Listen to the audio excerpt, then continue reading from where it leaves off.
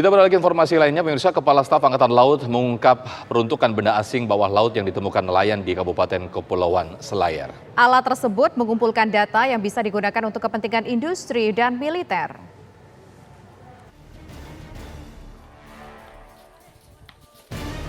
Temuan benda asing di Kepulauan Selayar, Sulawesi Selatan terus menjadi sorotan. Benda yang sebelumnya disebut-sebut drone bawah laut ini ditemukan nelayan pada 26 Desember lalu di permukaan laut.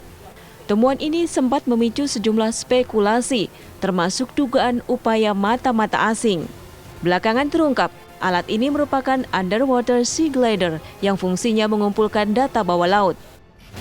Kepala Staf Angkatan Laut Laksamana Yudo Margono menjelaskan, berbagai data dapat direkam dengan sea glider, seperti kondisi suhu bawah laut, kedalaman, dan arah arus air laut. Namun menurut Kasal, tidak ada identitas siapa pemilik alat ini. Saya tidak bisa menentukan siapa pemiliknya ini karena datanya tulisan maupun di luarnya ini tidak ada.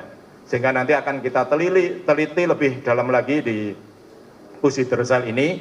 Tentunya nanti akan kita koordinasikan dengan Kementerian Riset atau BPPT, ya, sehingga kita dapat meneliti lebih dalam tentang penemuan alat tersebut. Data yang dikumpulkan dari sea glider bisa digunakan untuk kepentingan militer ataupun industri. Hal ini tergantung kepentingan negara yang meluncurkannya.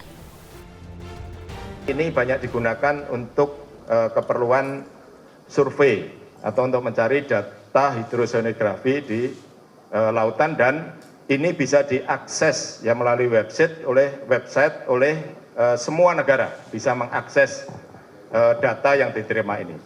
Tentunya alat ini bisa digunakan untuk industri maupun bisa digunakan untuk pertahanan, tergantung siapa yang memakai. Apabila digunakan untuk industri atau tentunya tadi dari dasar laut tadi untuk pengeboran, kemudian untuk mencari ikan, ya, data-data. Tapi kalau dipakai pertahanan, mungkin bisa digunakan data kedalaman ataupun layernya di laut tadi, di mana kapal selam supaya tidak dideteksi, dicari kedalamannya tadi yang layernya tentunya yang pekat atau tidak. Berarti yang pekat sehingga kapal selam tersebut tidak dapat dideteksi oleh sonarnya kapal atas air, sehingga mereka bisa bertahan atau melalui rute-rute yang dia lihat di data tersebut kedalaman lautnya ataupun air lautnya sangat pekat. Kasal juga menjelaskan jika underwater sea glider ini bukan untuk kegiatan mata-mata. Alat ini tidak bisa untuk mendeteksi kapal selam maupun mendeteksi kapal atas air kita.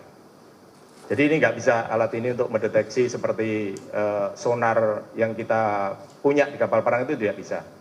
Jadi ini lebih pada untuk riset, memang riset bawah laut. Karena memang alat ini tidak bisa mendeteksi kapal, tidak bisa untuk mendeteksi kapal. Jadi bukan untuk kegiatan mata-mata dan sebagainya. Menyusul temuan sea glider yang menjadi sorotan, Kasat menyatakan TNI Angkatan Laut akan meningkatkan pengawasan terhadap kapal riset asing. Tim TV One mengabarkan.